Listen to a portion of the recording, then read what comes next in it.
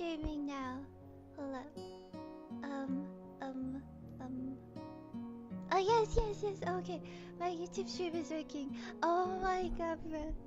For some reason, my Okay, so on Twitch I have like what's it called? Like an added thing, or not on Twitch, on OBS, so that I can start streaming on Twitch and then stream on YouTube. For some reason, the YouTube thing deleted itself. I had to re-add it. Oh my god! But we're live now. We're live, everyone. I really hope my audio is okay. I hope so. Okay. Alright. So we're playing a visual novel called... Oh. Wait, can I hear myself? Okay, we're good. Yeah, I think we're good actually. I think it should be good. All the audio should be good. I'm gonna turn it a bit down for myself because... Okay, so I can hear myself better. Yes, we're live. We're actually live finally. Yes. And we're playing a visual novel because that's what I had last second. Low-key, I woke up like an hour ago and I forgot about my stream. So, but we're here. And we're playing a visual novel. It is called Katawa Shojo. It is, it's a visual novel. And we're gonna play it. So, who's ready to get started? Who's ready, guys? Oh, I want to quickly give some extra docs though, so I can see my Twitch stats. I want to see this right now. Okay. Let us start.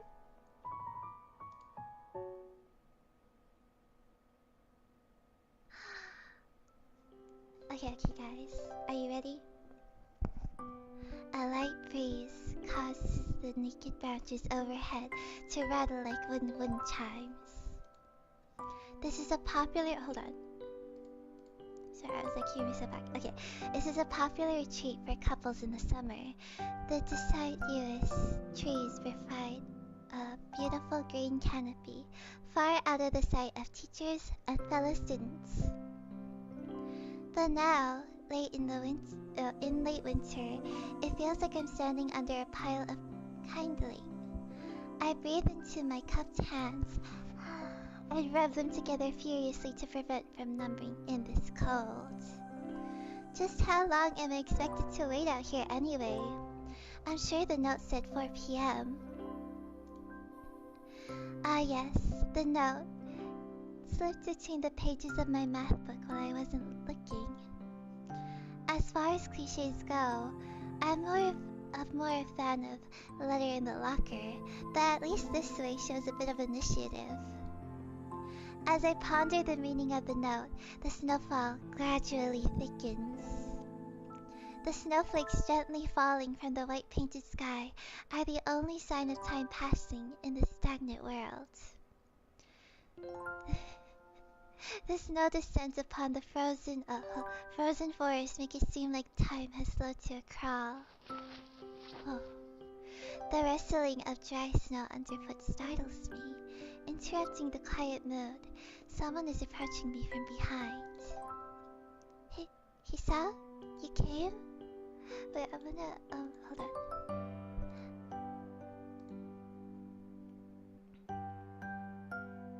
Just in case, I'll turn my mic a little down. Okay. A hesitating, barely audible question. However, I recognize the owner of that dainty voice instantly. I feel my heart skip a beat. It's a voice I've listened to hundreds of times, but never as more than an eavesdropper to a conversation. I turn to this face, the voice of my dreams, and my heart begins to race. Oh my gosh, guys! Iwanako? I got a note telling me to wait here. Is it yours?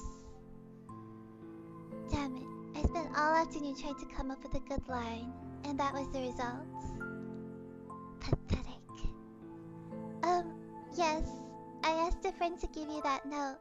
I'm so glad you got it. A shy, joyous smile that makes me so tense I couldn't move a single muscle, even if I tried.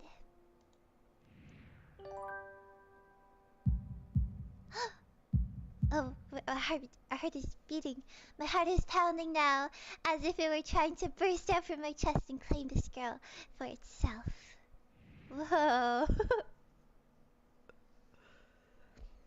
So, here we are, out in the cold. Once again, the wind stirs up the branches. A cacophonous noise is music to my ears. Iwanaka flinches ever so softly against the gust of wind. As it passes, she rights herself, as if supported by some new confidence. Her eyes lock with mine, and she lazily twirls her long dark hair around her finger. All the while, the anxious beating of my heart grows louder.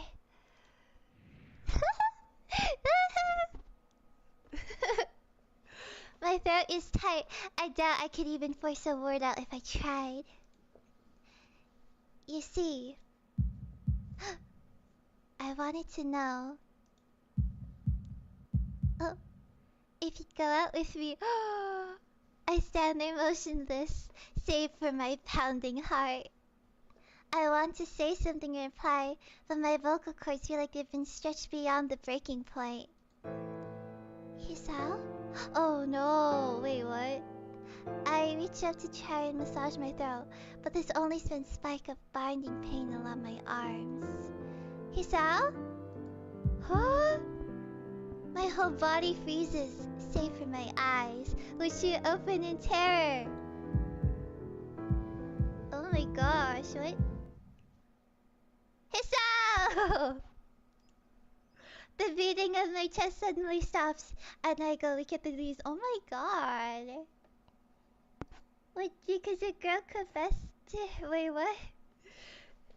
The world around me, the canopy of bare branches, the dull winter sky, Iwanaka running towards me, all these fade to black. The last things I remember before slipping away are the sounds of Iwanaka screaming for help and the incessant clatter of the branches above.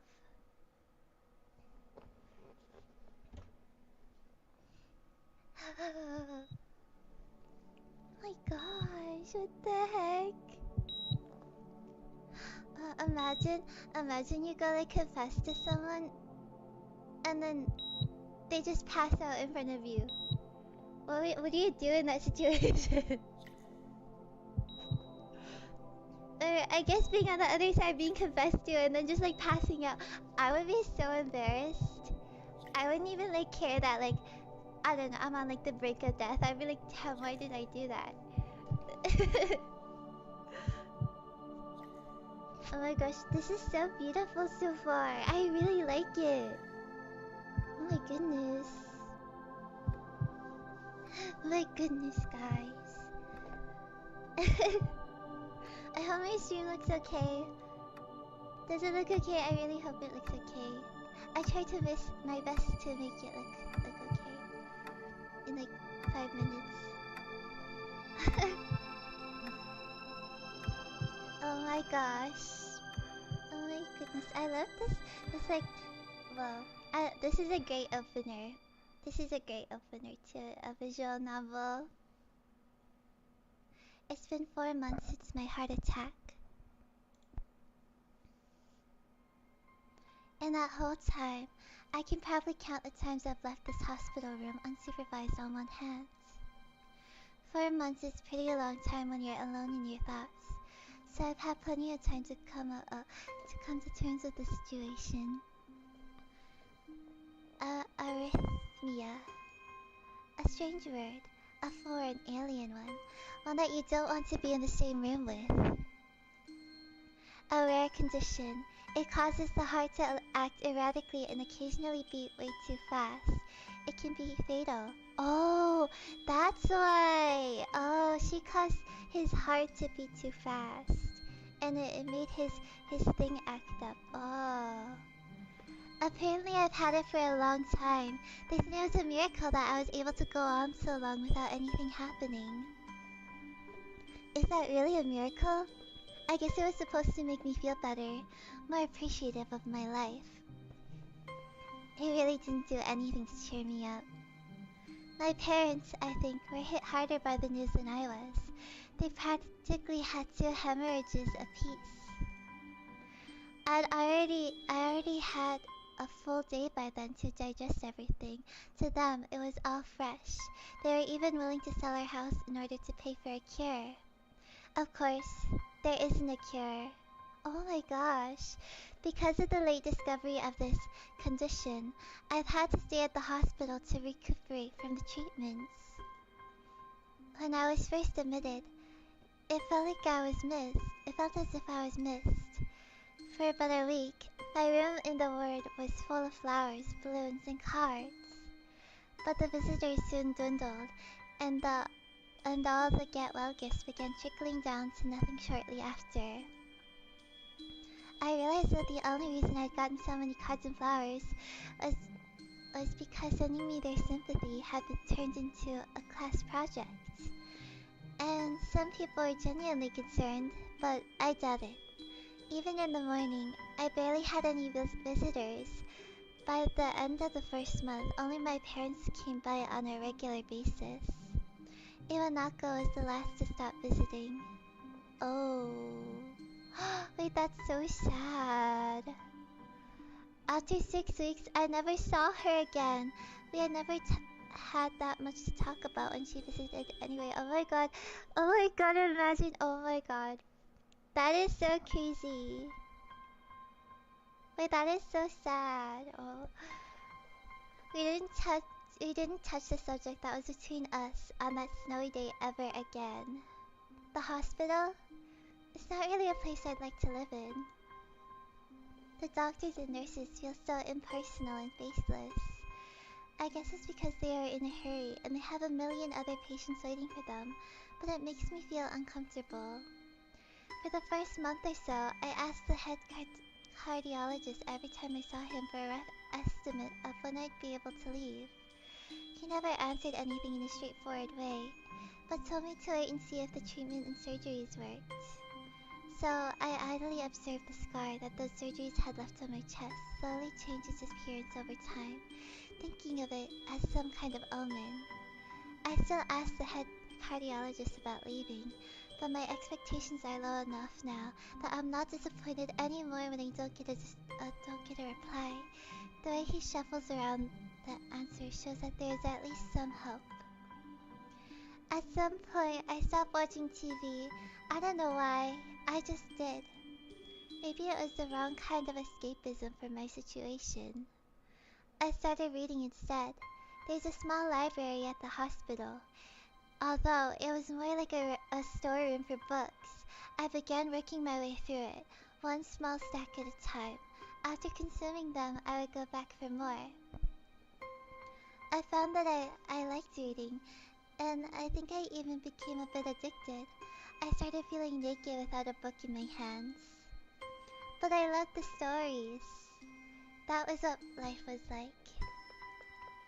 The days became increasingly harder to distinguish from each other, differing only by the book I was reading and the weather outside.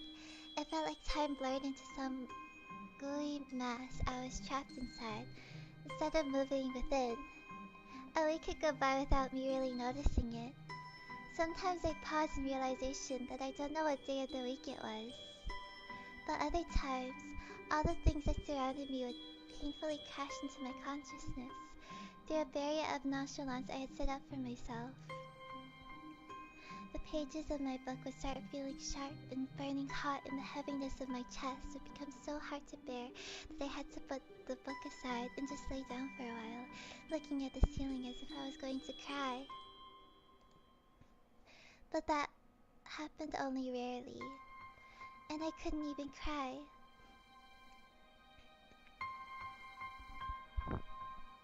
Today, the doctor comes in and gives me a smile. He seems excited, but not very. It's like he's trying to make an effort to be happy on my behalf. My parents are here. It's been a few days since I've last seen them. Both of them are even sort of dressed up. Is this supposed to be some kind of special occasion? It's not a party. There is this ritual the head cardiologist has. He takes his time sorting his papers, then setting them aside as if to make a point of the pointlessness of what he just did. Then he casually sits on the edge of the bed next to mine. He looks me in the eyes for a moment. Hello, Hisao. How are you today? I don't answer him, but I smile at him, smile a little back at him. I believe that you can go home. Your heart is stronger now. With some precautions, you should be fine. We have all your medication sorted out. I'll give your father the prescription. The doctor hands a sheet of paper to my dad, whose expression turns wooden as he reads it quickly. Oh my god, what happened? So many. I take it from his hand and take a look at myself. Feeling numb. How am I supposed to react to this? Oh? The absurdly long list of medications staring back at me from the paper seems insurmountable. They all blend together in a sea of letters. Oh my gosh. What? Oh my, I can't even read these. Nausea, ataxia, insomnia. Whoa. Yeah, that's a lot. This is insane. Side effects, adverse effects, contraindications, and dosages are listed line after line with cold precision. I try to read them, but it's so futile. I can't understand any of it. Attempting to only makes me feel sicker.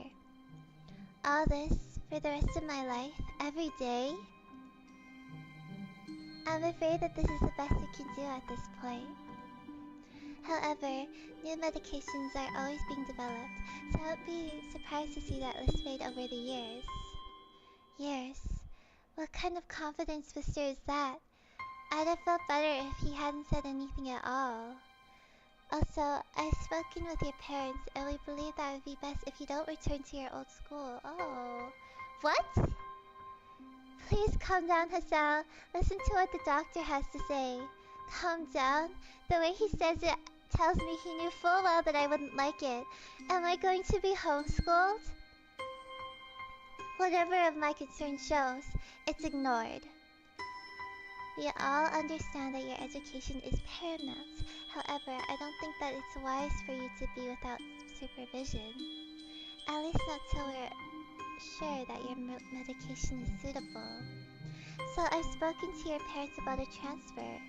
It's a school called Yamaku Academy that specializes in dealing with disabled students. Disabled? What? Am I? It has been 24 hours nursing staff and is only a few minutes from a highly regarded general hospital. The majority of students live on the campus. Think of it as a boarding school of sorts. It's designed to give students a degree of independence while keeping help nearby. Independence? It's a school for disabled kids. Don't try to disguise that fact. If it was really that free, there wouldn't be 24-hour nursing staff, and you wouldn't make a hospital being nearby a selling point. Of course, that's only if you want to go, but your mother and I aren't really able to homeschool you. We went out there and had a look a couple weeks back. I think you'd like it. Looks like I really don't have a choice. Compared to the other heart problems, people with your condition usually tend to live long lives. You'll need a job one day. This is a good opportunity to continue your education.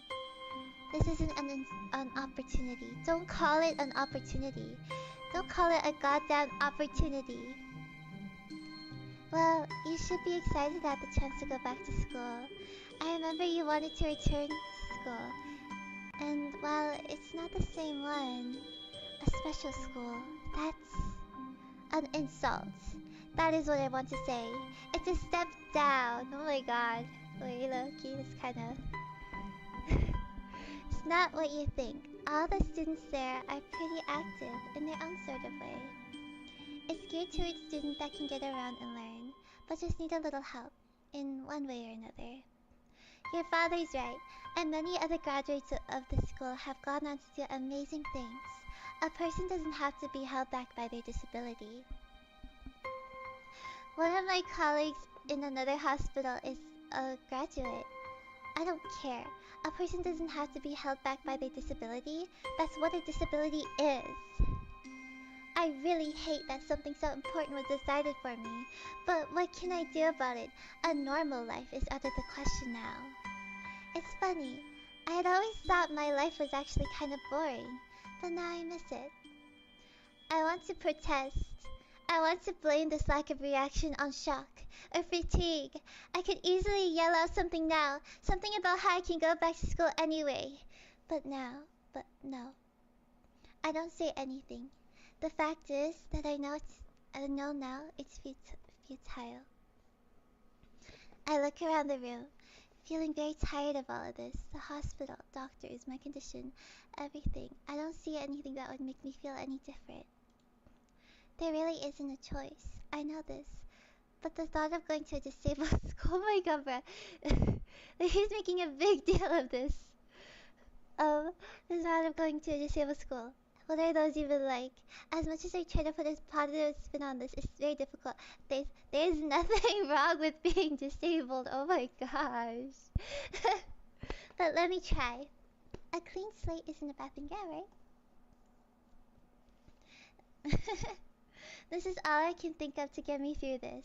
At least I still have something, even if it's a special school. It's something. It's a fresh start, and my life isn't over.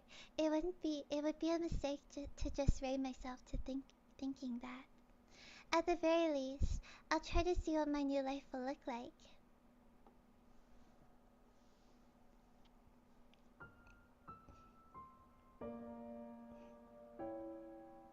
Oh, oh my gosh, Act 1, life expectancy. Okay, oh, this is so cool, guys. Oh, this is actually so cool. Okay, I'm going to be right back in just a second, guys. Just a second. Okay, hold on.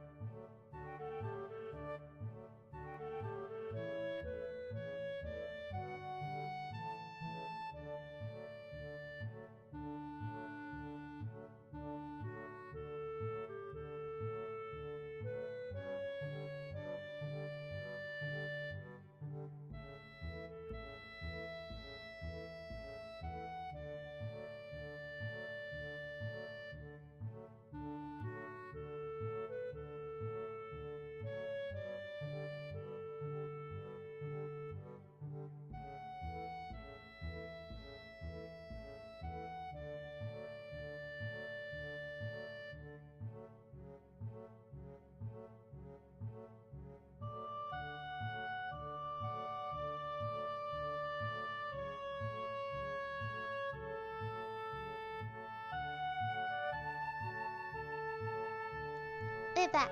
We're back, guys. Okay. Oh my gosh. Okay.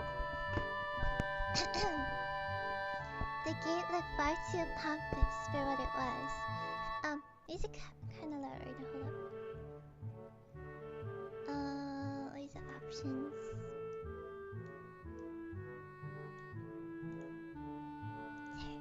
The gate looked far too pompous for what it was. In fact, gates in general seem to do that, but this one especially so. Red bricks, black wrought iron, and grey plaster into a hole that didn't feel welcoming at all. I wonder if it looked like what a gate for a school should look like, but couldn't really decide. Probably no. Of course, I didn't want to get stuck on thinking about the gate for too long, so I entered through it with a brisk pace that felt surprisingly good. Moving forward feels good. So I walk towards the main building of the Yamako Academy with this brisk pace. I'm alone, as my parents are taking stuff to the dorms, and there's supposed to be someone waiting for me. The grounds are incredibly lush, filled with green. It doesn't feel like the kind of grounds a school would have, more like a park, with a clean walkway going past trees, and the smell of fresh cut grass and all other park-like things. Words like clean and hygienic pop into my mind. It makes me shudder. shake them off. Stay open-minded now. It's your new life. You have to take it as it comes. That's what I tell myself. A few big buildings loom behind the leafy canopies. Too big and too many for just a school. Everything seems off.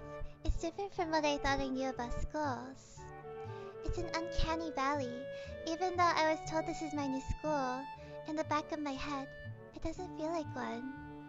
I wonder if the feeling is real, or caused by the expectation of a school for the disabled. Speaking of that, I don't see anyone else here. It's kind of eerie.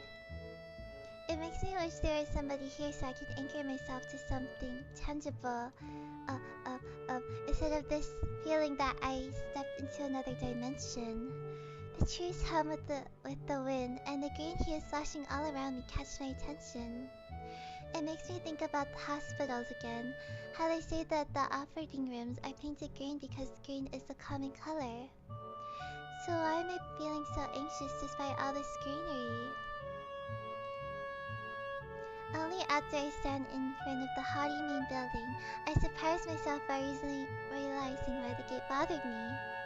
It was the last chance I had to turn back, even if I had no life I could return to. But still, after entering, there's absolutely no way I could go back anymore.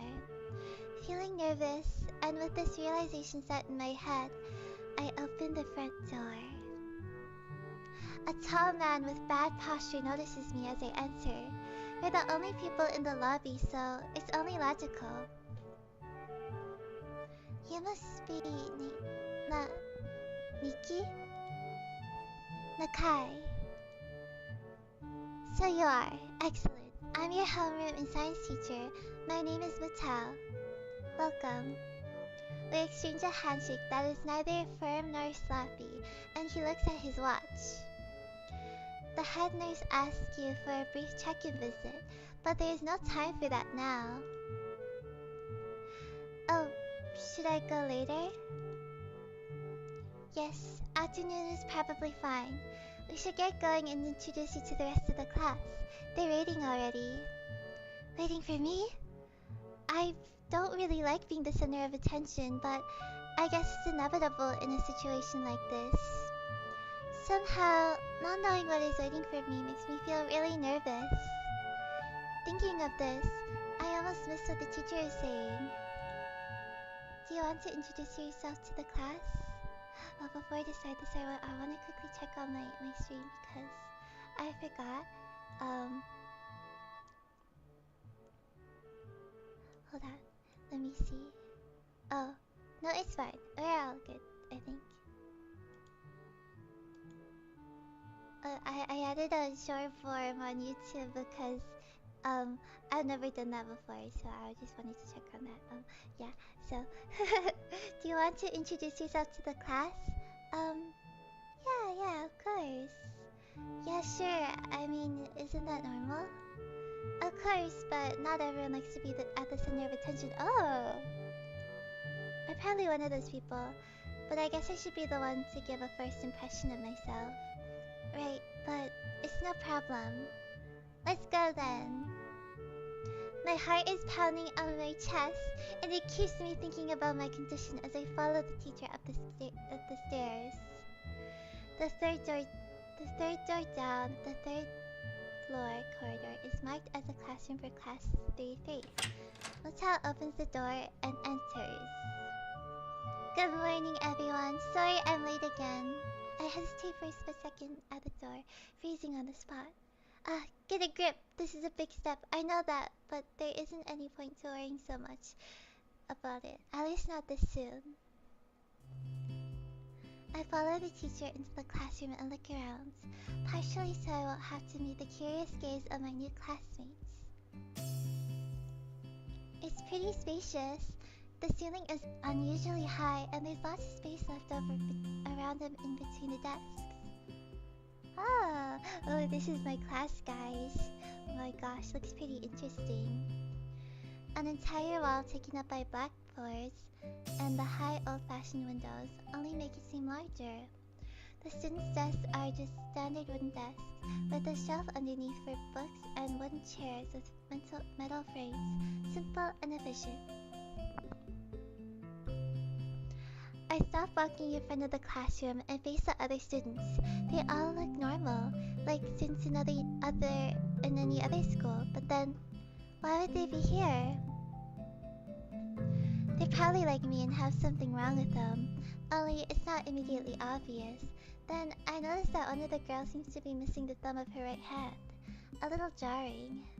Despite the natural tendency to listen when someone's talking about you, I tune up the teacher speech halfway through while he introduces me to the class. I notice a flash of dark hair and see that someone is looking at me. A girl with really long, straight hair that is pretty eye-catching. As she sees me looking back at her, she covers her face with her hands, as if it will make her invisible.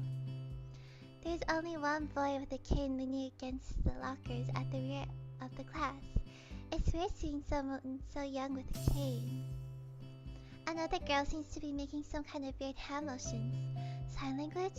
She peers at me over the rims of her glasses, then goes back to whatever she's doing. She's kinda cute, so is the cheery girl with pink hair sitting next to her. She's really hard to miss. I don't know how I didn't notice her the moment I walked in. Please welcome our newest classmate. He claps his hands and so does everyone else, except for one girl in the first row, who only has one hand. I cringe a little, oh my god, but hide it by bowing in thanks to the applause I did not deserve. This guy... A collective silence tells me that I should open my mouth now. So, I'm Hisa Nakai. And after that, my hobbies are reading and soccer. I hope to get along well with everyone even though I'm a new student. And after that, I'm being so boring. This is exactly like every self-introduction ever. I should say something more exciting. I end up saying nothing. The teacher picks up from there. Everyone seems to be satisfied, even with what little I said. Though, a few girls are whispering to each other, throwing glances at me. It could have gone worse. I listen to the teacher as he drones about getting along while letting my gaze sweep across the room. Everyone seems to be listening to him intently, and when he's done, they clap their hands again, which feels like a weird thing to do. The first row girl claps on this round, with one hand against her wrist that ends in a bandaged stump. It makes me feel a little bad. We're going to be doing some group work today, so that'll give you a chance to talk with everyone. Is that okay with you? Yeah, it's fine with me. That's good. You can work with Hakumichi. She's the class representative. She can explain anything you might want to know. And who else would be able to do that better, right? Yep. How could I know? The teacher passes out the day's assignments and announces that we'll be working in groups of 3. It hits me that I don't know who Hakumichi is. Slow. The teacher seems to catch my helpless expression. Alright, Hakumichi is right there. Shizune Hakumichi. Oh, it's the pink hair girl! As he calls out her name, this cute, bubbly-looking girl with bright pink hair and gold eyes waves her hand to me. I take a seat next to her by the window. Hey, I guess you're Hakumichi, right? It's nice to meet you. Ha ha ha! What? I'm caught off guard by her laughter. It's nice to meet you too, but... I'm not Hakumichi, I'm Misha. This is Hakumichi Shi-chan. Giggling, Misha points to a girl next to her, the one I saw using sign language before. It looks like she's been staring at me this whole time.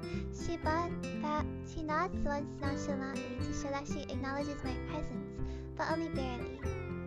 She has short yet carefully neatly brushed hair, a pair of oval-shaped glasses balanced on the tip of a dainty nose, and dark blue eyes that seem to alternate every few seconds between analytical and slightly bored. It's nice to meet you. She immediately looks at Misha, who smiles and makes a few quick gestures with her hands. Hakumichi nods and makes a few gestures started to wonder if the teacher was messing with me, saying things like, "You'll be able to talk to people, and who better to explain things to you?" I can see you're a little confused, right? Right? But I understand why you would think I was Shi-chan. Shi-chan is deaf, so I'm the person who translates things back and forth for her. I'm like an interpreter. She says nice to meet you too. You're the new student, aren't you? Well, Shi-chan, of course he is. If he wasn't, he would have been standing up there for no reason, right? Right? He seems like a very interesting person, doesn't he? Who knew there was going to be a new student? But we didn't know you would be here today. Oh, we knew there was going to be a new student, but we didn't know you would be there. So soon, Hichan, right? Hichan? Yep, it fits, doesn't it? Did I say it out loud? It's just a surprise. I never liked that nickname. I don't really see how. It fits. You look just like I imagined. Hahaha. Yeah, you look just like a Hichan. I wonder why everyone seems to think so. Hakamichi taps her finger on the desk to get Misha's attention. They gesture back and forth to each other excitedly, their hands a blur. Misha seems a little overwhelmed. Sorry about that.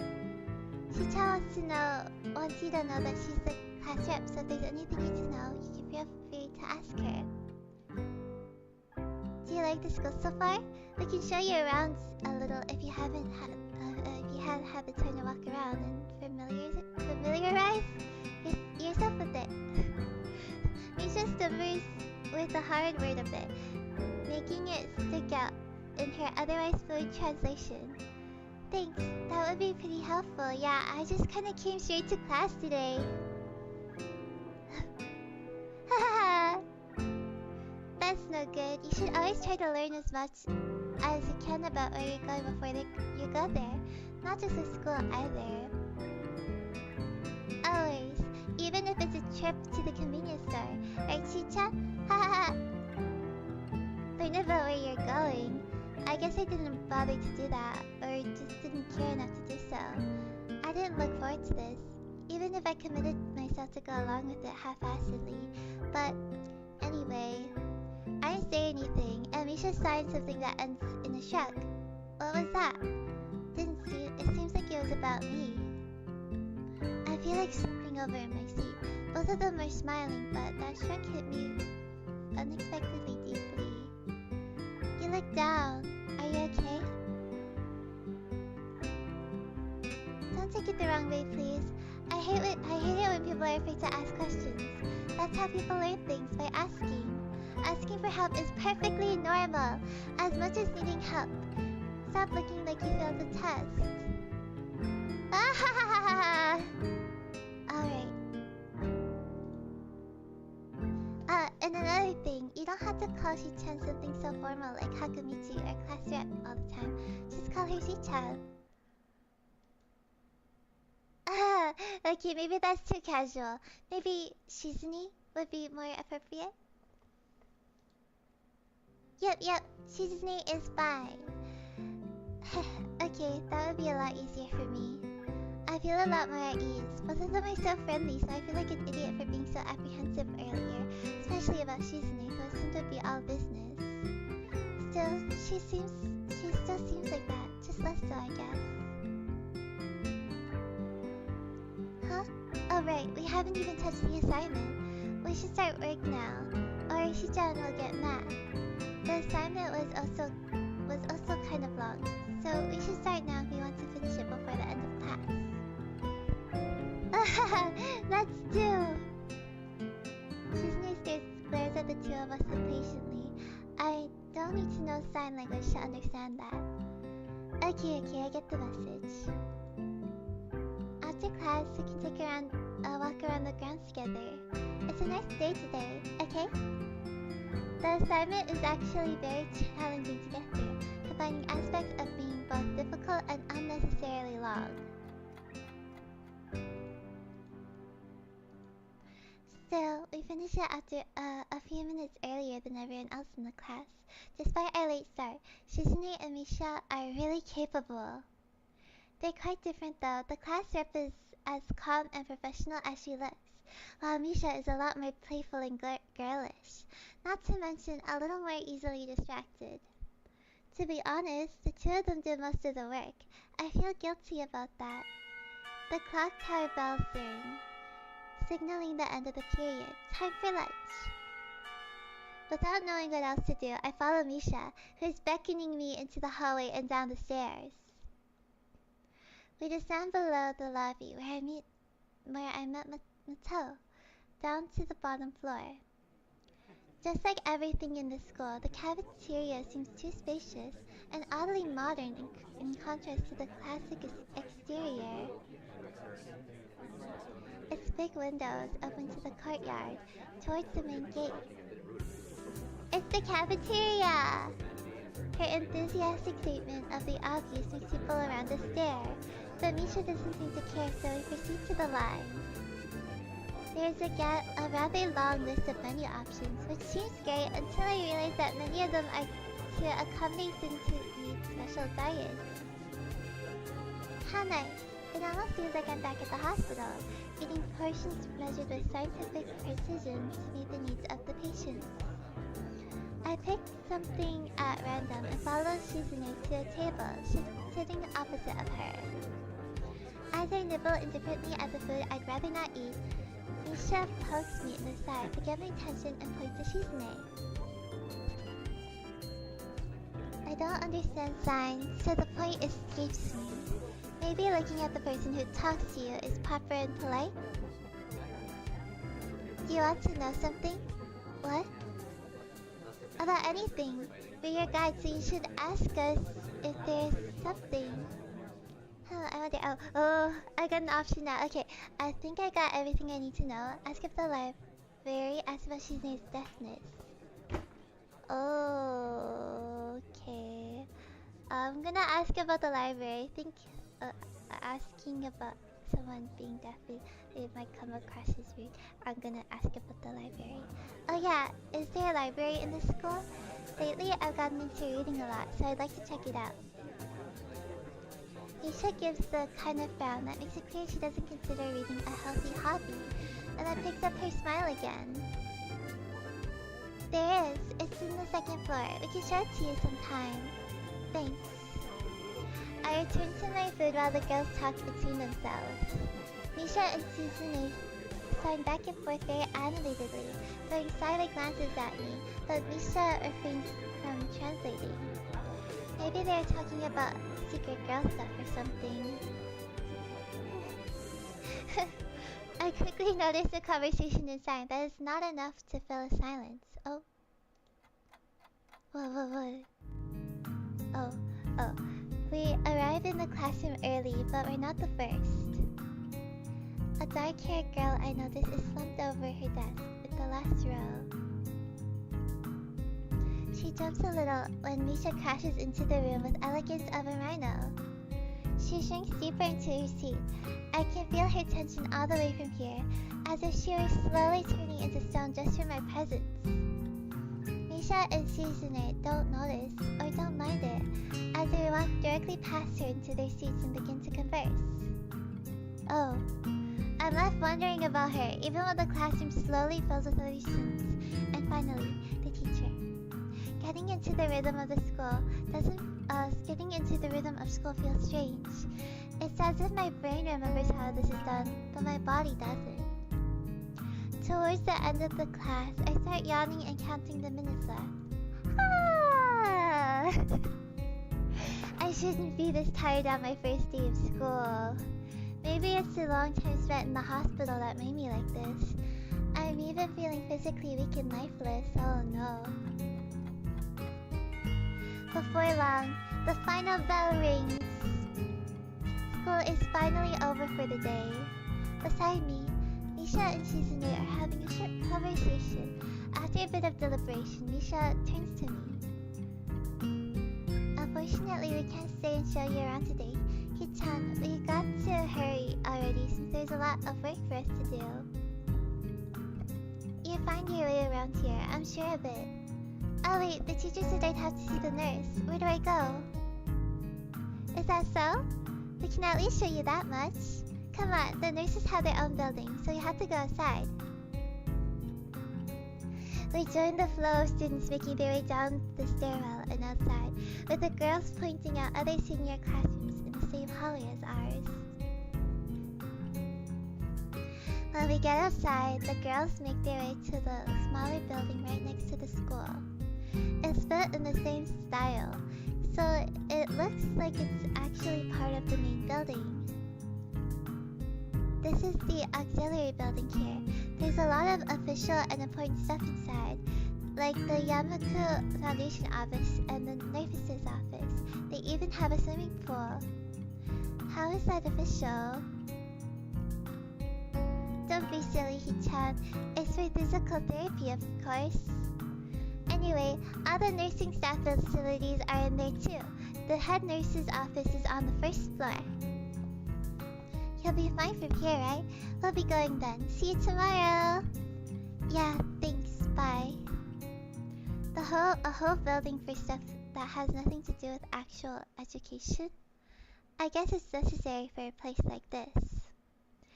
I walk in hoping this will really be only a quick visit like the teacher says. Why does it look kind of scary?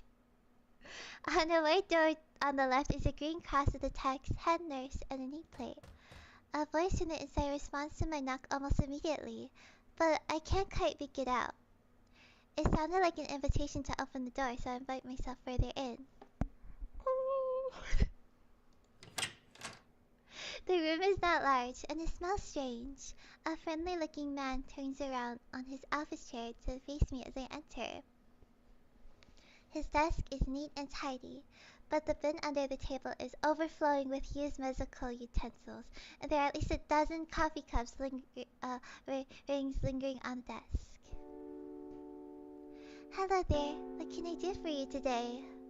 He is a young-looking, sort of rugged, but the dimples on his cheeks wash that impression away when he smiles. Are you the nurse? He smiles like a person who has heard this very same question hundreds of times. Why, yes, I am. It says so on the door. No? You can call me by my name, or just the nurse, like everyone else. Of course, I shake off my confusion, realizing I should probably grab his extended hand. His handshake is rather firm and friendly. Hey, I'm a nurse and my homeroom teacher told me to come and meet you.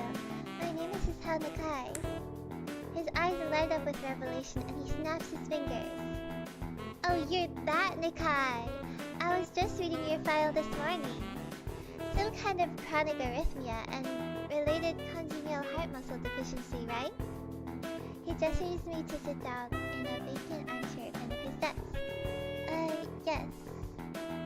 Good, you've probably been briefed about the school enough, so I'll just go over this quickly. We have all kinds of facilities available, mostly physical therapy and such. There's always someone from my staff around, even at night, so never hesitate to call us if there's a problem. The famous 24-hour nursing staff. Wow, this is like a hospital. Well, not exactly. For instance, we don't do brain surgery here. His joke feels so out of place that I'm left thinking why he even said it. Yeah, just that it's really weird to have so many medical people at a school. You'll get used to it. I'm not so sure about myself, but I don't let the nurse know it. Now, let me just find your file again. While he searches for something from his computer and shuffles stacks of paper around, I let my gaze wander around the room. It's the epitome of generic, I'd like to say. Beige walls and ceiling, dark gray laminate flooring, and all the equipment you'd expect from a school's nurse office. Even the ridiculous educational posters are hanging on all 4 walls, reminding me to eat properly 3 times a day from all the food groups. Smiling, the nurse draws a thick file from a stack of similarly thick files and opens it. So you already have a medication for arrhythmia. Just remember to take your pills every morning and evening or it won't help much. Of Apart from that, do you do any sports? Fresh stuff like, I don't know, boxing? He grins to his own joke, but I don't. I play soccer occasionally with some classmates. Alright. I'm afraid I'm gonna have to recommend you to refrain from doing that. At least for the time being. Oh. My lack of reaction makes him raise an eyebrow, but really, I'm not too bothered by him permitting me to like kick a ball around. I guess I never did it out of burning passion for the sport, just to have something to do. Any kind of concussion might be very dangerous to your heart, and risking another attack is not a good idea. This previous one caused by a sudden concussion to the chest area. There's no mention of a cause in your papers. Not exactly. I sized up the question acceptably, and he glances at me over his papers with a more serious expression on his face. Oh. Still, you need to keep your body healthy, so some exercise will do you good. We have physical therapy and such available, as I said, but I don't think you really need such heavy measures. Just get some light exercise regularly. Brisk walks or even light jogging, jumping rope, that sort of thing. Swimming maybe? There's a pool here. So I was told. You were? Very good. At any rate, I'm sure you've been told this before. You just need to take care not to overexert yourself. He wags over his finger to emphasize the point. No need really, I've heard this 1,000 times already. Absolutely no unnecessary risks. Take care of yourself. Okay. He goes over my papers one more time and sets them back on the desk, obviously content. Good. That's it then. Come meet me if you ever need something. I'm ushered out before I even realize it. A quick visit indeed. I end up standing in front of the main building and the auxiliary building. Although to my eyes, they still look like one and the same. Oh my gosh, hi Difer! Welcome to my stream, hello! Hi, we're reading a visual novel right now. It's called Katawa Shojo, and it's about this guy who. Okay, so basically what happened is this girl, she came up to him, and then it's this girl that he's been liking for a long time. Oh, visual novels are so awesome, right? I love visual novels. So she comes up to him, and like it's in the middle of winter, and so basically he has this note right that he got from lunch, and then so he's out at this place that it was like told to meet at on the letter. This girl comes up to him, the girl that he's been liking for a long time. He starts like getting like his heart starts beating really fast and like getting real nervous, and she's like she's like, hey, she confesses to him basically. And then his heart starts beating faster and faster, and then he passes out. And then he wakes up in the hospital, and then he's told he has a heart condition. And now he's at a school for disabled people, and I don't know how this is gonna go, cause it's supposedly a dating visual novel. So like I don't know what's gonna happen next, but that's what happened so far. Yes, that dating visual novels. Yes. Oh. But yeah, that's just happening. So that sounds interesting, right? Yeah. So let's keep going. Yes. I end up standing in front of the main building and the auxiliary building. Although to my eyes, they still look one and the same. It's the first real look I get at the other students. So I watched, I just say turn down the game music. Okay. Got it. I understand. I'll turn myself up a bit as well. Okay. Return. Alright. It's the first real look I get at the other students. So I watch people coming out of the school, going towards the gate or the dorms. Everyone seems to know where they're going. And I still keep thinking that most of them don't look too special for being students at the special school. Then again, neither do I. Does that make me one of them?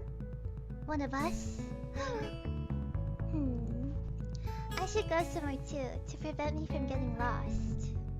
It's around dinner time, but I feel tired instead of hungry. The wariness in me only grows as I trudge toward the dorms, set a little way apart from the main building complex. There's a garden of sorts between the school and dorms, shrubbery, flowers, and that overbearing smell of fresh-cut grass that fills the atmosphere. It's also my tired mind that the smell feels novel because I haven't been outside at all for so long. The dorm building is big and made of red brick, like the others. It feels too pompous for what it is, so I push forward, going inside. It takes more time than necessary to fish out the key that I was given from my pocket. Room 119. Despite the ornate exterior, the inside of the dorm is fairly new, functional, and boring. Just like in the main building, the halls and doors are wide to accommodate wheelchairs. The same goes for elevators at the end of the hallways. I poke my head out in the corner of the common room door. Inside, a few students are watching the television. Oh! One nods and gives a quick hello before turning back to the TV. It seems that only the girls around here are sociable.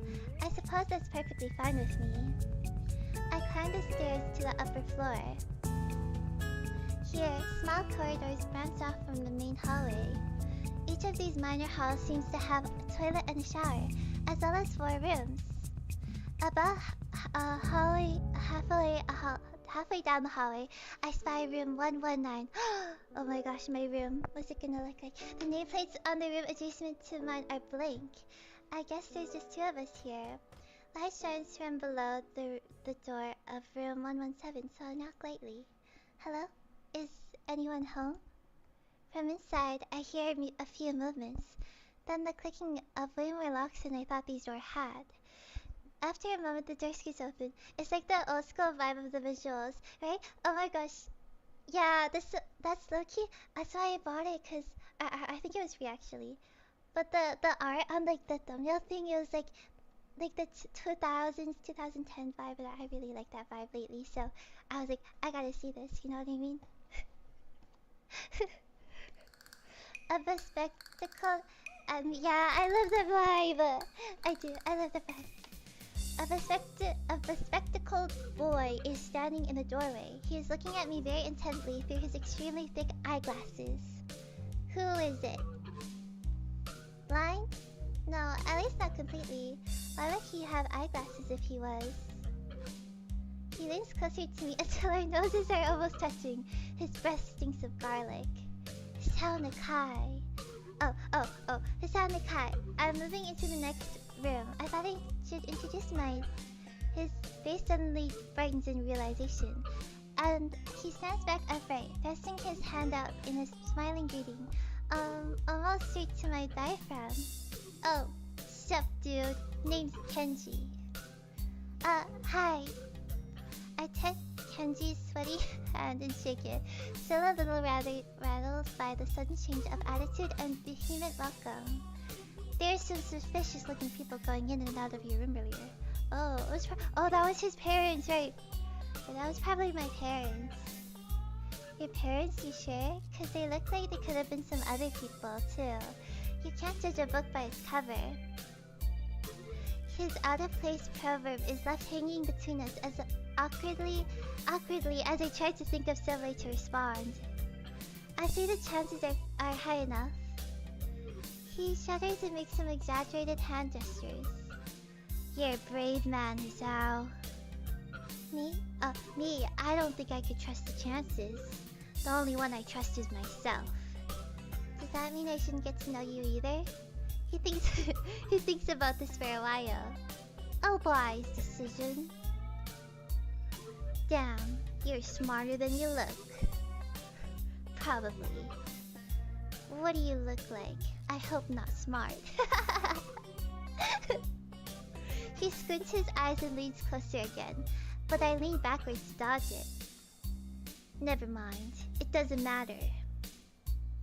With that, he turns, fumbles around for a moment in search of the door handle, and shuts the door behind him.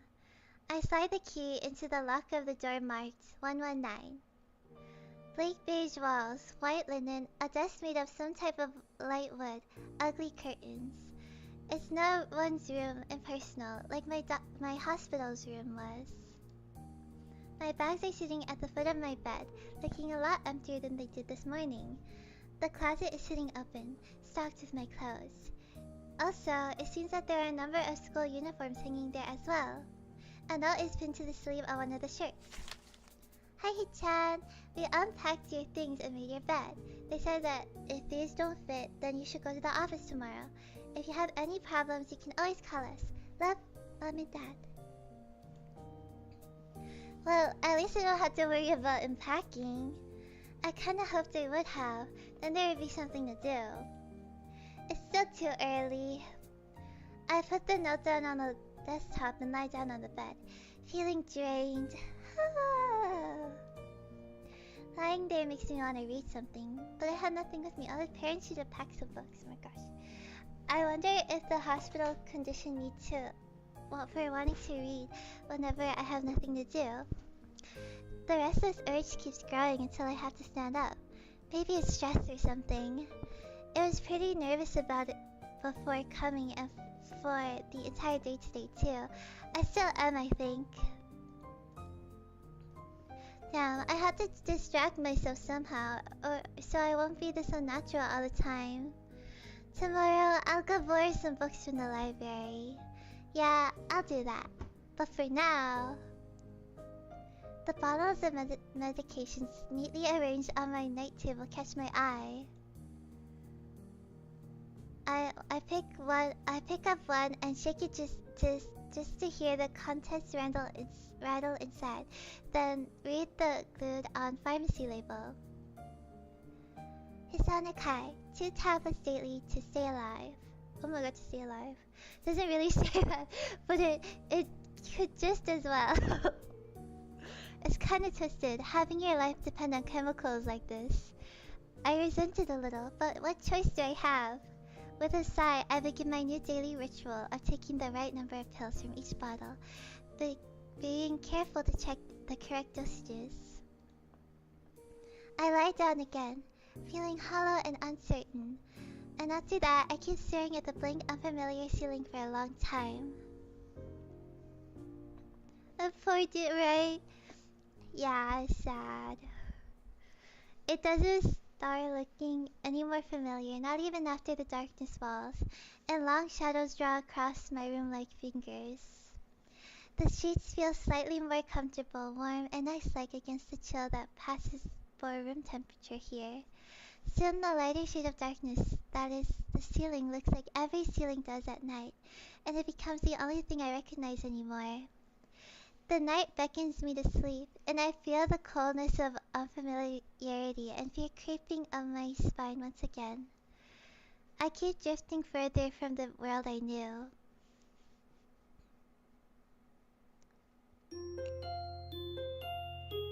Oh my gosh, Katawa Shojo! Now I know why there's a band-aid there. Oh, that's cool. That's good detail. I wake up in a strange room. Solid morning light shimmers against the light gray ceiling. I had forgotten to draw the curtains closed last night. This is my room, isn't it? My room. This is the 3rd room this year that I'm supposed to call mine. Various things around here remind me that, indeed, it's me who's supposed to be the one living here. My bag's on the floor, my new school books on the desk, my numerous medications on the night table. I stare at the bottles for a moment, deliberating, until I open a bottle, shake out a pill, and pop out a tablet from a foil sheet. I down them with the chaser of water without thinking about the chemistry. My uniforms are in the closet. I slink out from under the sheets and stretch my back before dressing up. Putting on a new uniform feels like dressing in someone else's clothes. This artificial smell of generic detergent evades my nose. The feeling of fresh cloth against my back is a good one. A natural one. It feels like a school uniform, as it should. It's not much different from what I used to wear. That goes for other things too. So far, this place seems more or less like a normal school. Except for the people. I think back to my talk with Kenji yesterday. Misha's constant laughter and Chizune's sleeping sign language gestures. Well, I've only met their sins so far. Maybe they aren't that normal, but I'm sure the others are. Or perhaps people like them are what passes for normal around here? Yeah, what does pass for normal around here? What do people do? I don't see a lot of kids hanging around after classes yesterday, so maybe there are clubs. If so, I wonder if I should join one. All through class, the questions remains on my mind, so I decide to ask Yuzune about it when we split into groups. After all, she did say if I had anything I wanted to know, I should ask her.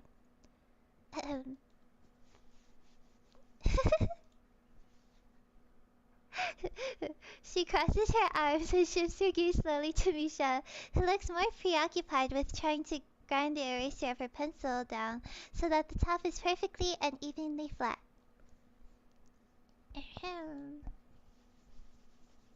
Ah haha!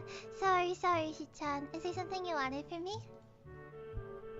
Oh, I see. That is a good question, Hichan. My first thought is that means she doesn't know, which is worrying. Maybe I'm being too negative. Well, anyway, Misha, please don't prove me right. Oh, that's right. Everyone is encouraged to join the club. A lot of people do so because there isn't really anything else to do. There are also school events, like the festival coming up in a few days. Almost every student in the school tends to help up with doing whatever. Ah! So, whoa! Yes. So you actually transferred in at a busy time. Maybe you can help out too. Sure. What's the festival about?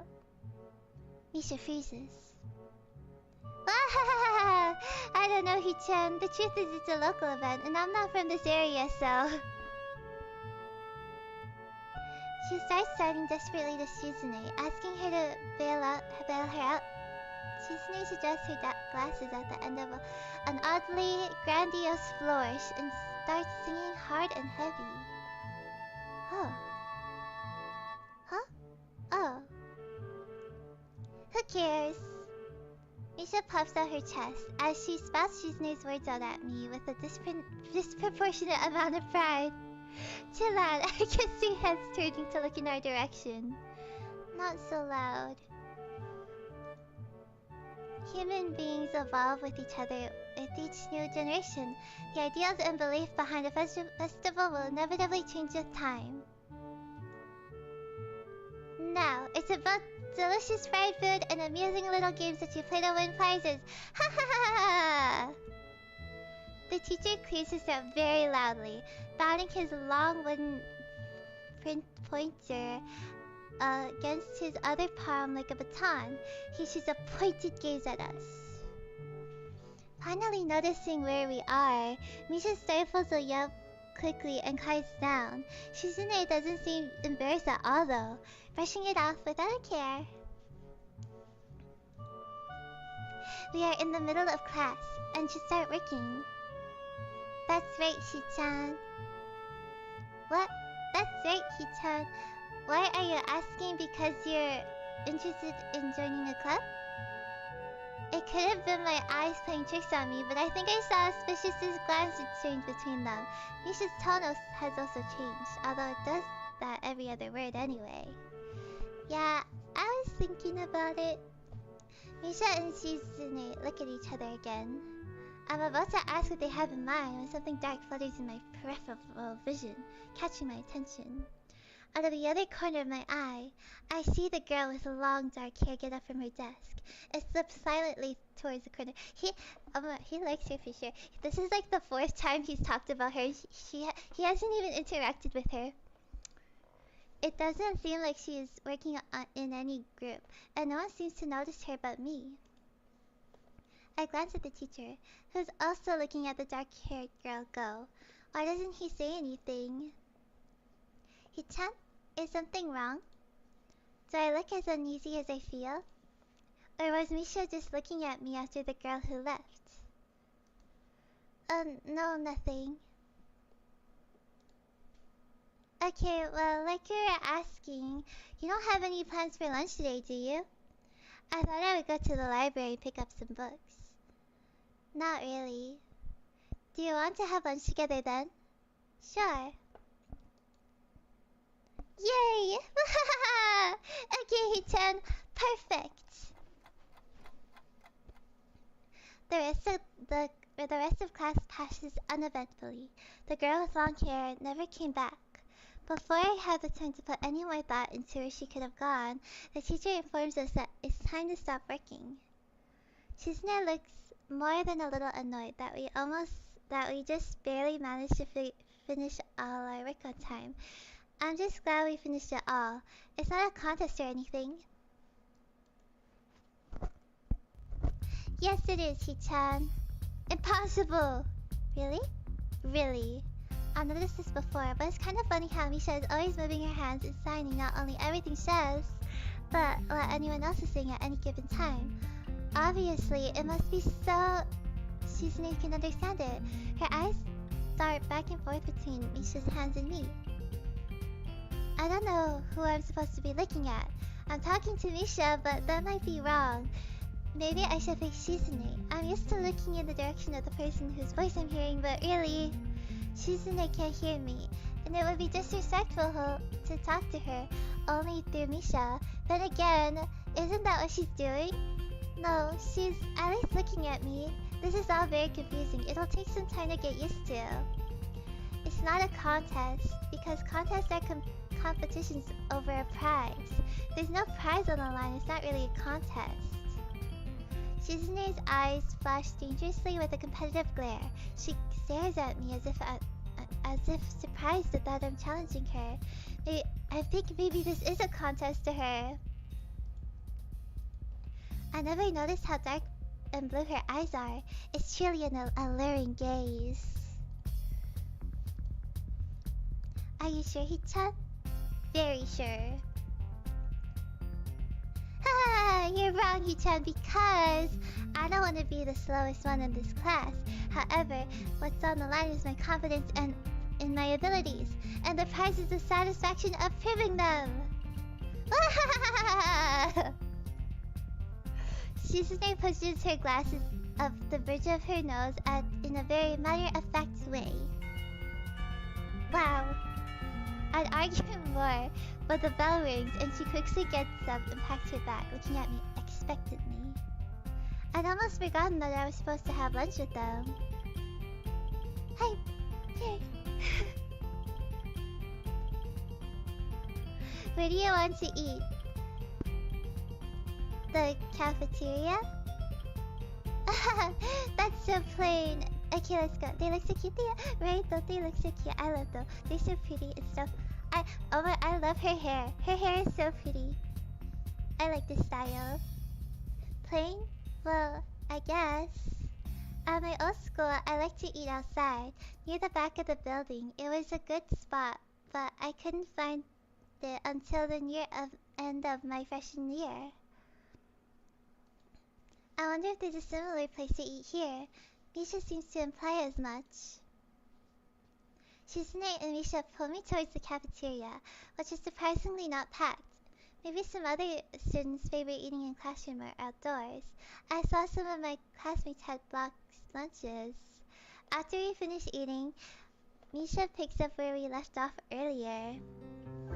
So, Hichan, you want to know about clubs and stuff, right? Right. Right, Hichan. Okay, I guess it makes sense to ask first. Exchanging little nods of confirmation, they turn to face me again, and Misha strains her posture as if she is about to deliver a speech. Hichan, do you have anything you're really interested in? I used to play soccer, but I'm not really into it.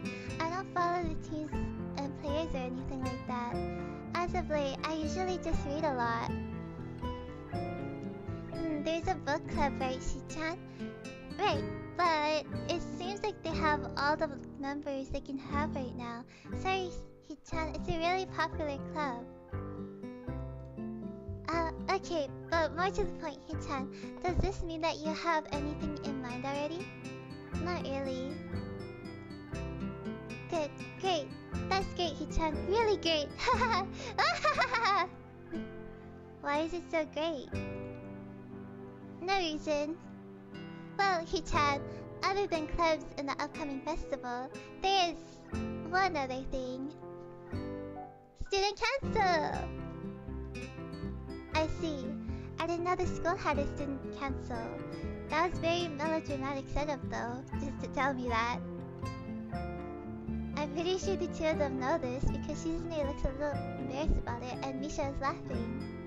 Shizune quickly retakes control of the discussion. In a matter of speaking, after all, it's still Misha who has a voice whatever she says. Right. Hichan, maybe you should join the student council. They can use more people. Yes, definitely. You should definitely join. Why? Well, for one, we could hang out every day, Hichan. Shichan and I are both in the student council. Actually, Shichan is the president. I'm starting to get the suspicion that Shizune and Misha might not exactly be the most unbiased people to talk about this with. As if reading my mind, Shizune quickly adjusts her glasses and signs something to Misha. Of course, we're not just trying to get you to join because we would obviously benefit from you joining the student council and therefore have an incentive to try and get you to... So you're admitting that... No, we admit nothing. I mean, Hichan, of course it would be nice if you joined, and we'd appreciate it. But even without all that, joining the student council shows a healthy interest in the workings of one school. Yep, it's true, Hichan. Besides, don't you want to spend time with us after school, Hichan? I can't tell if she's being genuine, or this is just really good acting. Both of them seem to be trying too hard to look their cutest, although they're already pretty cute to begin with. Well... So it's settled then. Welcome to the student council, Hichan. It just decided for me. What? No! Ah, see, Hichan, of course it wouldn't go so easily. Yep, that's right. Though it would be boring if it went that smoothly. Oh well, Hichan owes me candy now. You were betting on it? Hey, my life is not a game here. Shizune seems very intrigued by this when Misha signs it to her. The aggressive glint returns to her eyes. Ah, that's interesting, Hichan. Let's play a game. That's not what I said. How about rich man, poor man, Hichan? If you lose, you have to join the student council. No, absolutely not. Aw, why not? Well, because you two both have the same incentive, therefore the same goal, which is to get me to join the student council, right?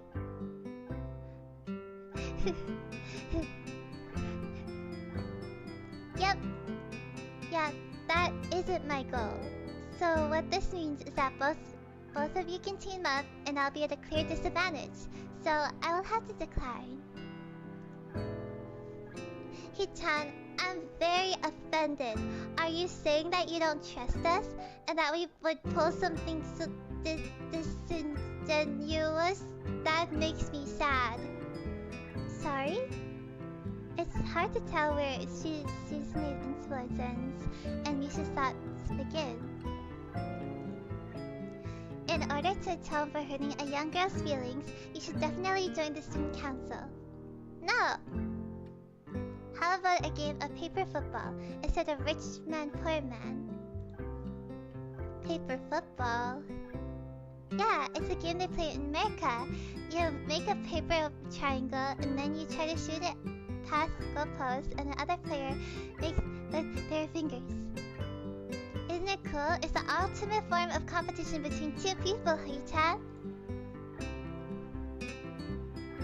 And it's also played by elementary school and elementary and middle school children, Hichan. That means it's a game that really represents the boys from the men. more like the voice from the slightly older boys anyway. I'm not going to play that either.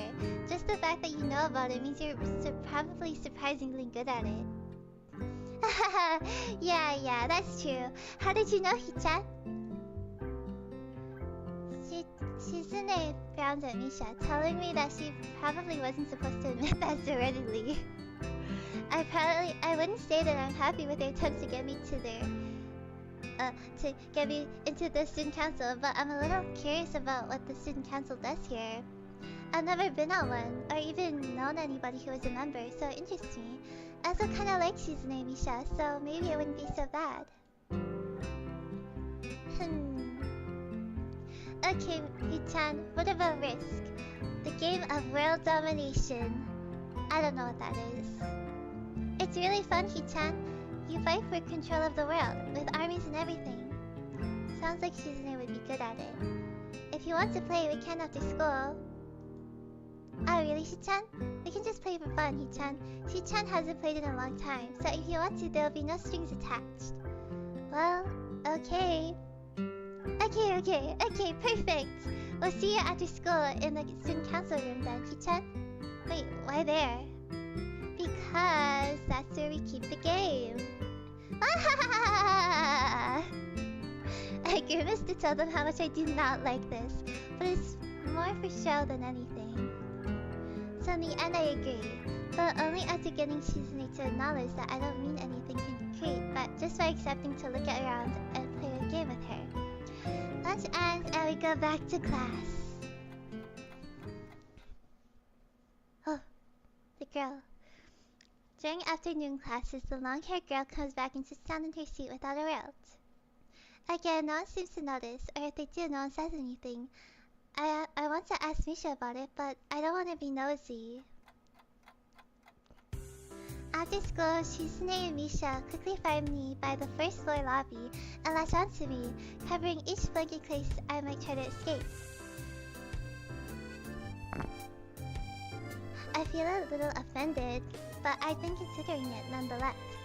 I'm a bit disturbed that enough people have made a break for it in the past that they're on their guard.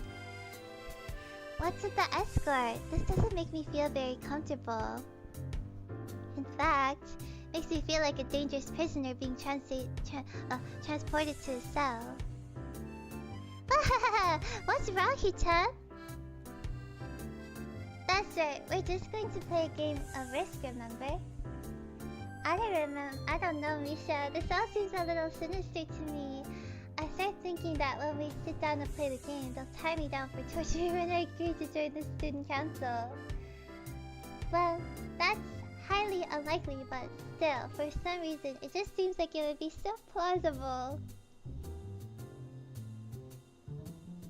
Getting to the student council room is as simple as turning 2 corners from where we started. What? That's it? What makes you guys being so on top of me seem a little silly? That's not true, Hichan. Hichan says that when their life is threatened, people have shown the capability to pull off superhuman bursts of speed. Life is threatened. Her expression is unchanging. Misha signs something amusedly to Shizune, who makes a baffling face and puts her hands on behind her back, looking pleased with herself. Misha feigns deafness and hums cheerfully. Stop that! I know you heard me. You have no excuse, unlike Shizune. Shizune opens the door to the student council room. It's a very plain, sparsely decorated room, although it is quite large, maybe even a little larger than a classroom. There's a big table in the center surrounded by chairs, and a small desk permanently placed in the back that I assume is Shizune's.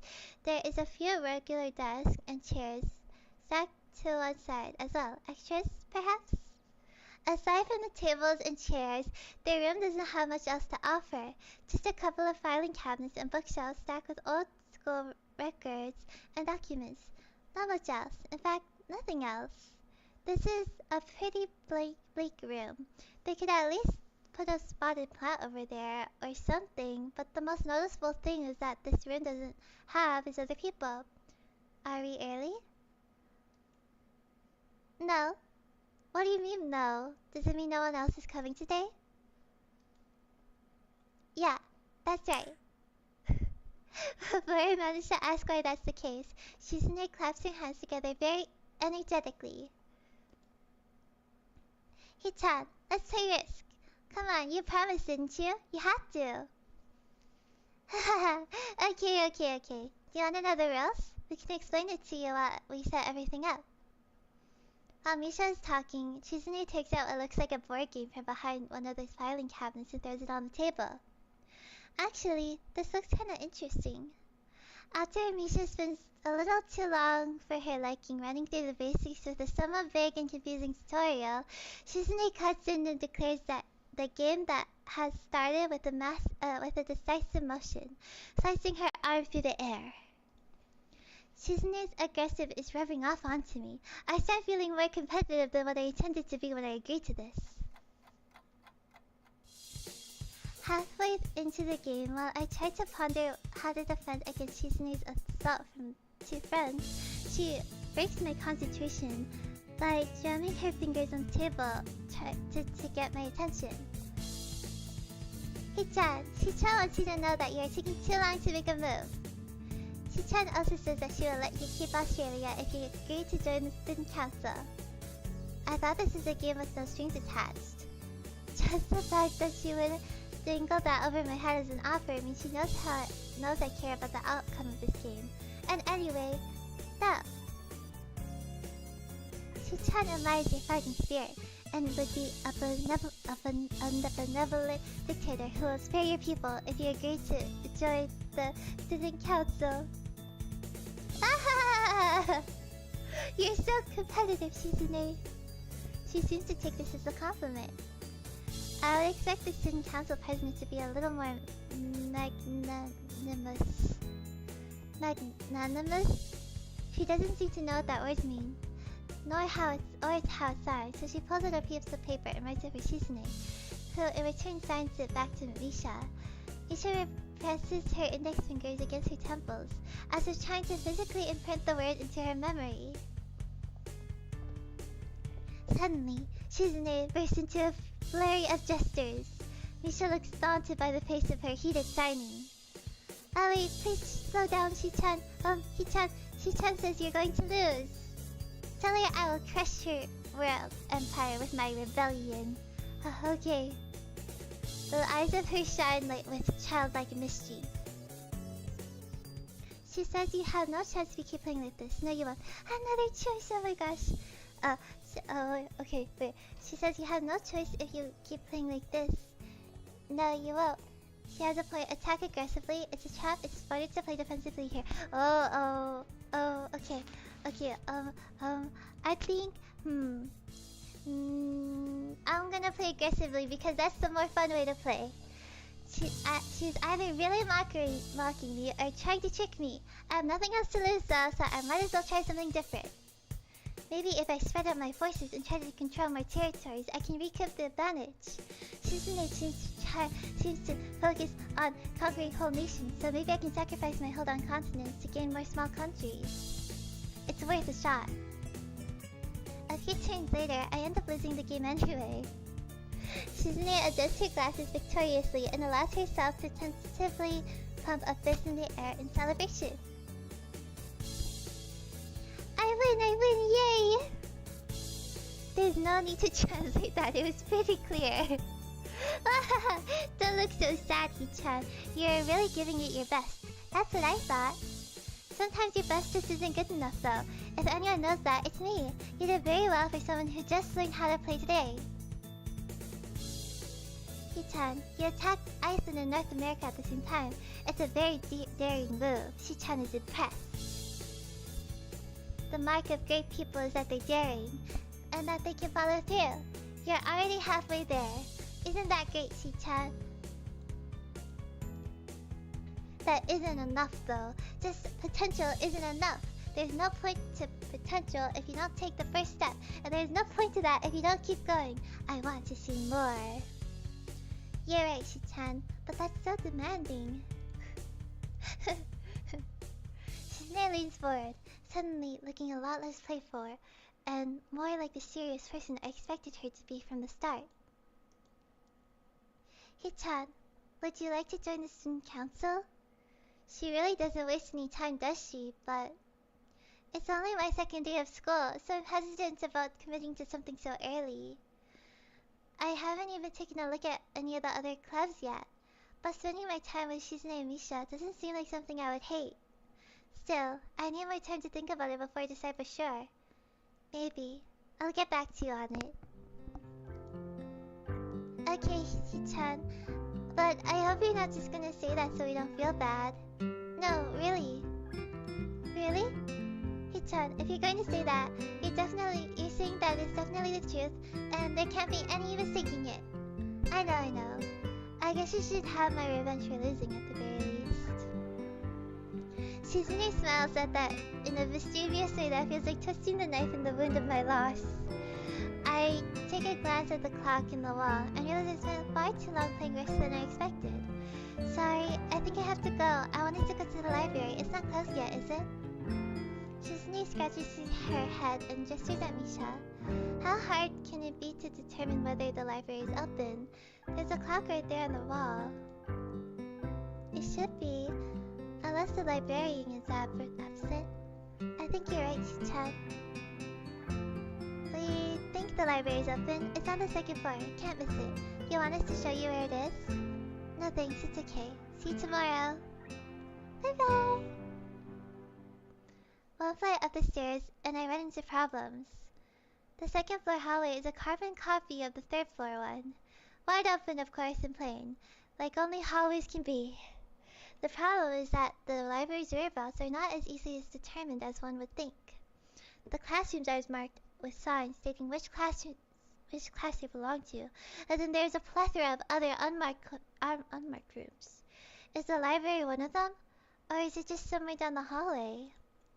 I bet on the latter and choose my direction at random. After I turn around the corner, an unmarked door draws my attention because it's not closed. It's not open either though, just barely ajar so that I can see it's open and nothing else. It would make sense for the library door to be invitingly open, while this one is not quite that. It's good enough. At the very least, it means someone inside, and I can ask for directions no matter how embarrassing that is. I gingerly push on the center of the door with my fingertips. Every muscle in my arm is ready to pull back at a moment's notice. The feeling of being an outsider to the school can't be shaken from my mind, so much so that I instinctively fear doing something wrong by entering. The door slowly creaks as if groaning from a deep sleep, though it is much easier to open than I anticipated. Leaning over and poking my head ever further inside to gain a sight of the room as fast as possible, the meek "hello" on my lips is quickly snatched away. A woman. Oh my gosh. This is not what I was expecting. Ooh. I mindlessly let the door open to its full extent, taking in the sight of the solitary figure taking center stage in the otherwise abandoned room. The situation steals my voice, leaving me standing at the doorway staring at the beautiful girl. Evidently having taken her time to assess the situation, the girl gently puts down her teacup and opens her eyes, but doesn't look at me. Hello there, may I help you? Staring directly in front of herself, the movements of her lips seem to break the silence rather than the words. However, it's this soft, measured voice that reminds me that she's a being separate from the room itself. Not only is she likely the tallest girl I've ever laid my eyes on, but even among the forests I've met, she's strikingly distinct. Hi, sorry for intruding. I was just kind of lost. She takes a moment to formulate a response before speaking. Every action she takes feels as if it was carefully choreographed beforehand. Care to take a seat? Unexpected, considering that I'm intruding upon her. Thanks. I slowly step towards another seat opposite of her, the girl resting the teacup and saucer on the wooden table in between. She doesn't track my movements with her head is telling that, and the slight cloudiness in her eyes must mean that she's at least partially blind, like Kenji. Come to think of it, her voice doesn't have any detectable accent either. I guess she must be half Japanese. As I take my seat, her composure takes me slightly off guard. Her air of relaxed confidence makes the silence entirely uncomfortable. The calming atmosphere is so different from the student council office. I take it you're a new student to Yamaku? Yeah, I just transferred in yesterday. I get the distinct feeling my speech patterns don't match the formality of hers, accentuated by her restrained bow of greeting. One which I hastened to match before realizing the futility of the action. I'm Lily Tatel. Pleased to meet you. Hisao Nakai. She gives a nod before gesturing roughly in the direction of her teacup. Would you care for a drink? I want a drink, I'm not gonna lie. I'm kind of thirsty actually. Sure. As much as it pains me, I can't keep step with her formality in the proceedings. She gives a kind nod, taking the request in stride. Without another word, she steps off the chair and prepares a second cup of tea from a collection of supplies laid out along the shelf. A brush there, here, a brush there, her hand often lightly touching the side of whichever container she's pouring into. It seems to be a process she's followed dozens of times before. Oh, I just had to check my settings. Okay. As I lean sideways to see around her back, she seems to use her long, dainty finger to measure the right amount of water in the cup. It's a one thing to see different disabilities the students in my class have, but it's quite another to see how everyone seems to adapt. Shizune and Misha have no problem working together to communicate with me, and Lily herself seems to have workarounds for problems I never thought of. While I feel slightly guilty about her doing the work, she seems pleased to be following the correct process of offerer preparing the drink. So, her soft voice brings me out of my silent observance. Which room are you looking for? It's not often this classroom is visited after school. The school library. Shizune and some classmates told me it was on this floor. She finishes pouring her water into the teacup as she nods. A small metallic tapping coming from the teacup is indicating it being stirred. I'm aware of Miss Hakamichi, as most students. To be with them means you're in class 3-3, no? That's right, in the science room with Matao. She gives a small giggle before settling down the teaspoon and walking towards the table, teacup and saucer in hand. He's quite a character. I'll imagine you'll come to like him. Most do. Oh. As she sets down the tea, I gently take it and have a sip. I'm really more of a coffee person, but this seems like a rather bad moment to bring it up. Nonetheless, the smell's quite nice. I hardly think it'll be hard to choke down. Thanks to Tao, it sounds really nice. Oh, I like this room, it's so pretty. Oh my gosh, they look so pretty next to each other. She smiles and quickly waves her hand in front of her face. Lily, please, there's no need to be too formal. She says this in spite of her exceedingly well-bred speech.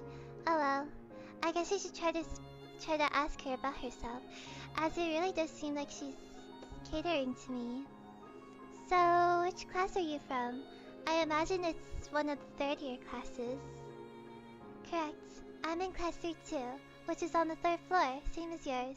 It's taught by Miyagi, and is specifically for both blind and partially blind students. I see. Sorry. I feel like slapping myself in the face for the faux pas. Looking at her face though, she doesn't seem the least bit put off by it. My, there's no need to change your speed on my account. Sure. Sorry, I guess I'm really showing my newness here. An environment like this would be a big change, so I can't fault you for it. While the same can't be said for everyone, many have come to terms with their conditions. a category which would include her, it seems. All too ready to jump ship from this particular topic, I seg into another.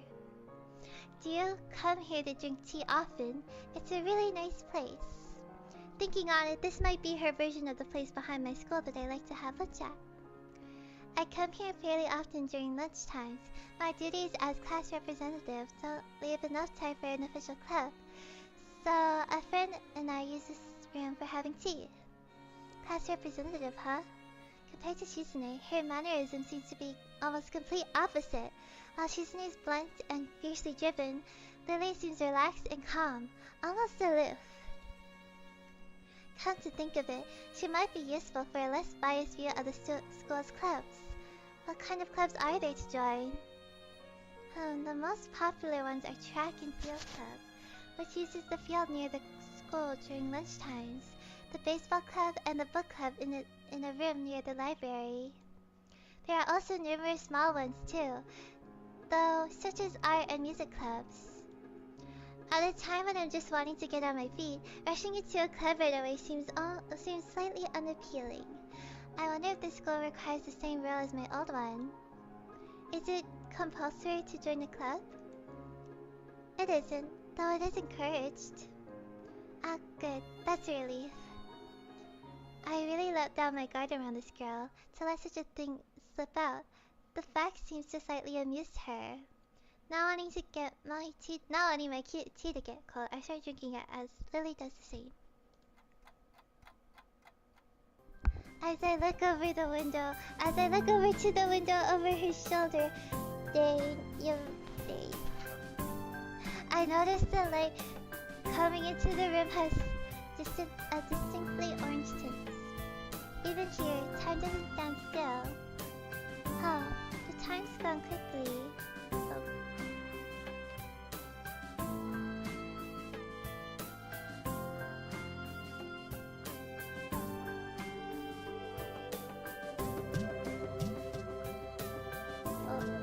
I don't know how to make this work right. It's quite loud to me. I'm sure it's fine. Okay. Huh, the time's gone quickly. It's pretty loud. Oh, okay, wait.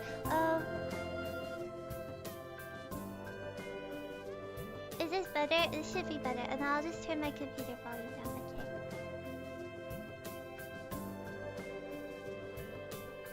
Sorry? Right, she's blind. Of course you can't see the sun setting. Still a little loud? Oh, okay.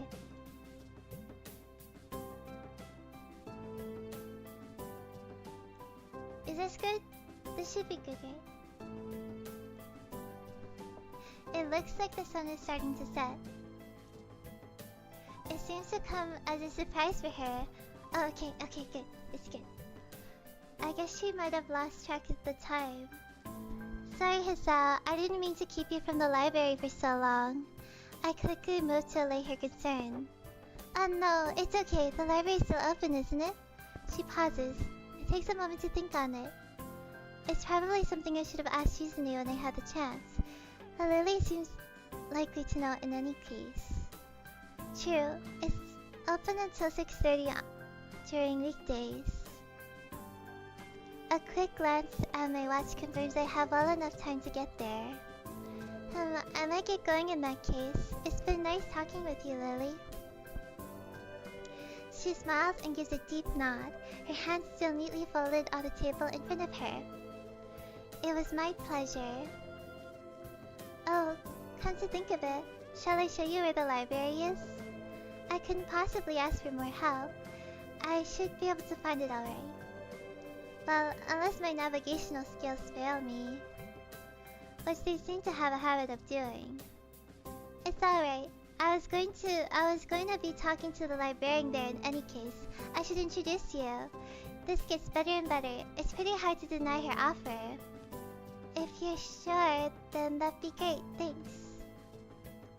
As she stands up to follow me, she takes hold of a straight, retractable cane that had been slipped under the handle of her bag on the floor. Compared to the cane the boy in my class had, Lily's looked much thinner and longer. His must be for support, whereas Lily's is for navigation. Together, we leave the peaceful room and enter the empty hallway on the way to the library. Side by side, the pace carefully slowed to match hers. We slowly walk through the hallway.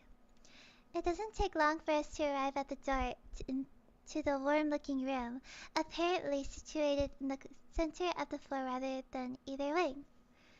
Ladies first. She gives an appreciative smile at the gesture, taking the lead as we file in. To the left is the wooden library counter, with the library proper being on the right. It is easily dwarfs my old school's library, with a distinct smell of old books giving the place an almost old world air. There don't seem to be a lot of students here. Considering the time, it isn't a big surprise. Everyone's probably either in the school grounds or the dorms. Yuko, are you here? She says it to the nurse. The library doesn't seem to be present. Of course, Lily can see this. What's unexpected is that it draws a reaction. Oh, something from under the counter thuds against it, followed by a quiet wail. Oh.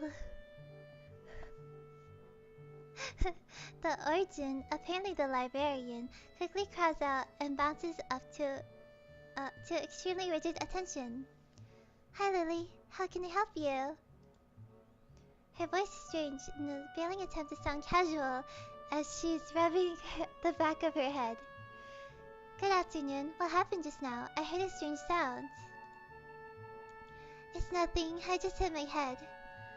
See, I dropped an eraser under my desk and I was looking for it. A pencil dropped and I was looking for both of them.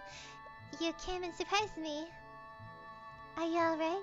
I'm sorry, I didn't know. It's okay, sorry for making you worry. This is nothing, I've had worse happen to me. She's quick to reverse Lily's apologies, almost frantically trying to push aside the possibility that she could be in any way inconvenienced by bashing her head on the counter. Yes, worse things has happened.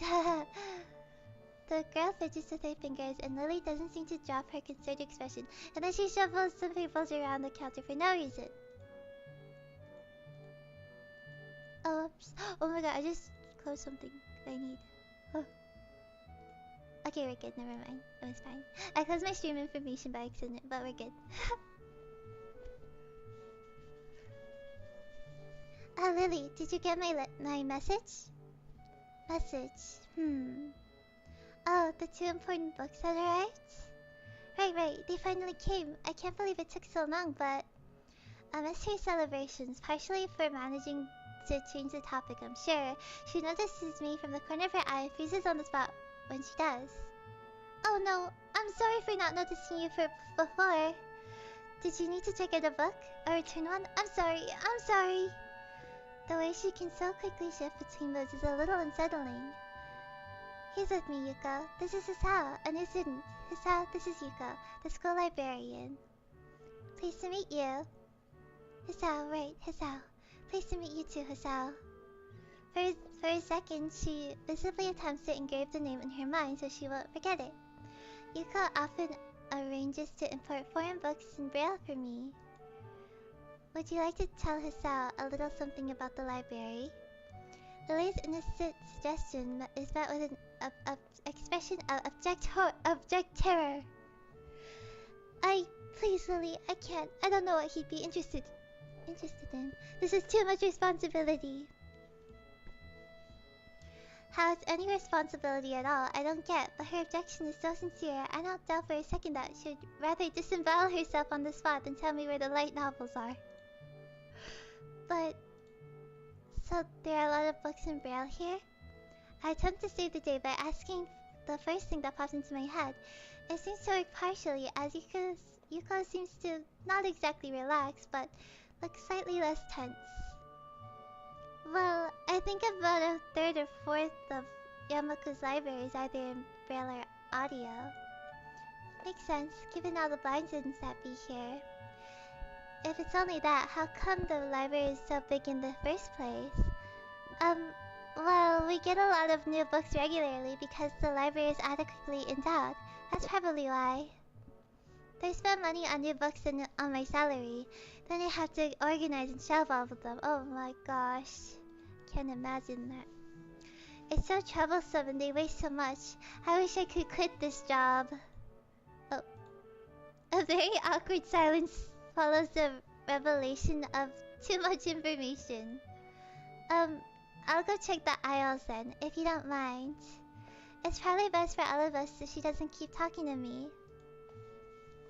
Very well. Meanwhile, Yuko, I would have those books if it's alright with you. My first impression was right. The library is surprisingly big. Ambling down the narrow aisles, I study the spines of the books in random order, occasionally sliding one out to read the blurb, taking it with me if it looks good. Oh, okay, guys. I'm tired, so I'm done. Okay, goodbye, guys. Hold on. Wait. Wait, I don't mean to end this so awkwardly, but like my voice is so tired right now. Just like non-stop reading for like almost 2 hours. I gotta go, guys. Goodbye. Hold up, guys. Let me get my text on the screen. Wait, let me save this first. Yeah. Yeah, I gotta. My voice is so tired right now. My throat. I need some tea or something. Okay, how do I save? Let me save. Create a new save. Okay, perfect. Oh my gosh, save. Yes. Okay. Okay, guys. Okay, I'm done here. That's reasonable though. Yeah. Yeah, I'm tired. I'll be back tomorrow. I'll keep going with this visual novel because I really like it so far. It's really interesting. Okay. Okay. Let me see if this is guys. Okay. Yes. Okay. Goodbye, guys. See you tomorrow. Tomorrow. How? Hold on. Why is it like that? Okay. Have a great day. Have a great day. See you guys tomorrow. Oh, what the heck? Oh my gosh. Hold on. Wait, hold on. Goodbye. See you tomorrow. See you. Goodbye, guys. Goodbye. Okay. Goodbye. I'll probably go on the server now, actually. Goodbye. So I can do the mountain thing. Okay.